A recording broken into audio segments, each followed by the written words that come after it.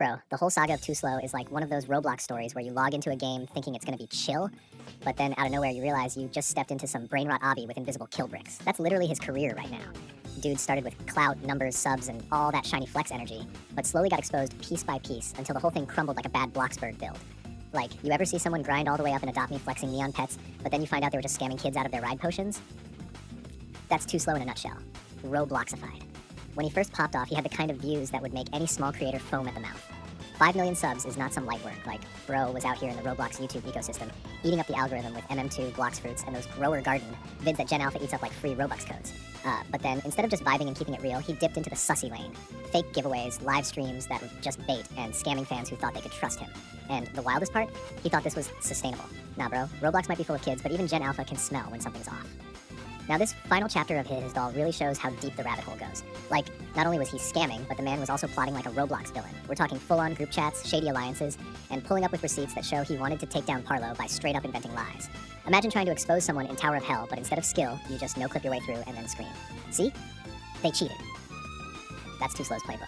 So let's set the stage. Dude's chilling in a group chat, 77 people deep, called Too Fastest Not to Go Slow, which already sounds like a Discord server you'd regret joining.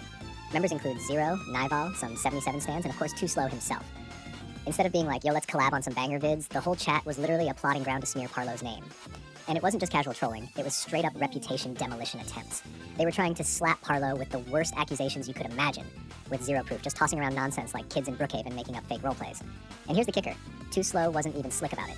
Dude was openly asking, yo, how can I slander Parlo without getting striked? Like, bro, you already exposed yourself right there. That's like saying in Roblox GC, yo, how can I scam this kid without getting banned? Everyone already knows your intentions. It screams noob energy. The part that really hit though? The man admitted in those chats that his Jandal videos were faked. And anyone who's been in the Roblox scene kinda knew, but hearing him admit it just makes it worse. It's like catching a YouTuber spawn in rare items in Pet Sim X for content, acting like it's legit grind. It breaks the immersion, destroys trust, and honestly just makes the dude look lazy. Add in the fact that he joked about scamming, or as he called it, deceiving, like it was some quirky little thing. Nah, bro, this ain't quirky, this is foul, and the mindset is what's nastiest. He literally said he could lie about anything and get away with it because of how big his platform is.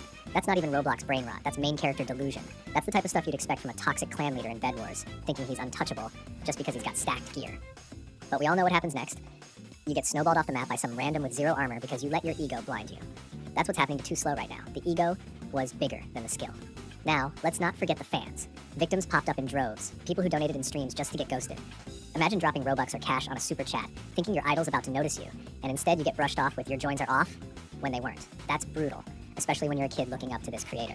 Roblox is already full of scams with such free Robux links, but the difference is, those are anonymous strangers. This was their favorite YouTuber doing the same dirty tactics, just dressed up with clout. That betrayal cuts deeper than losing a full rare pet inventory in a trade scam.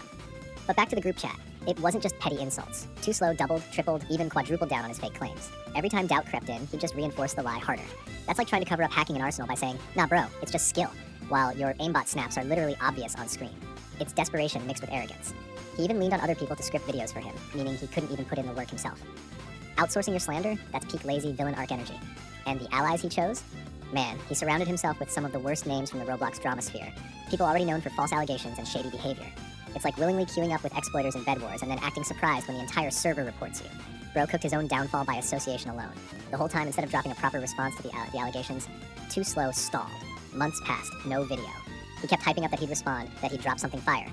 But just like those fake giveaway streams, nothing ever landed. That silence says everything. He had no defense. Roblox YouTube is messy, but receipts talk louder than promises. And when you're caught red-handed in your own chats, you can't reverse your way out. What's wild is how Gen Alpha fans viewed him. At first, they probably thought he was this big shot, someone to idolize. But once the leaks spread, the same kids that spam WStreamer in his chat are now dropping L scammer comments. That flip is ruthless, but that's the Roblox cycle. Cloud is fragile. One day you're dropping banger adopt me vids and everyone's calling you a W. Next day your sus DMs leak and suddenly you're trending for the wrong reasons. ToSlow's career is basically the classic Roblox story of someone speed running their own cancellation. And honestly, the whole case is like a warning to every Roblox YouTuber. Don't treat your audience like NPCs in your token game. They're real people, and once they realize you're playing them, the backlash is worse than any moderation hammer. ToSlow thought he could manipulate, scam, slander, and coast on his sub count. But Roblox kids, they remember, they clip, they expose. And once you're labeled a scammer in this community, there's no respawn. At the end of the day, the finale of ToSlow isn't just about one YouTuber falling off. It's about how Gen Alpha and the Roblox scene are changing.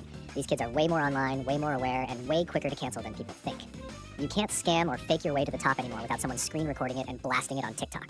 ToSlow learned that the hard way, and now his empire looks like a griefed Bloxburg mansion, empty, exposed, and abandoned. So yeah, ToSlow thought he was too fast to fail, but in reality, he was just too slow to realize his own downfall was inevitable.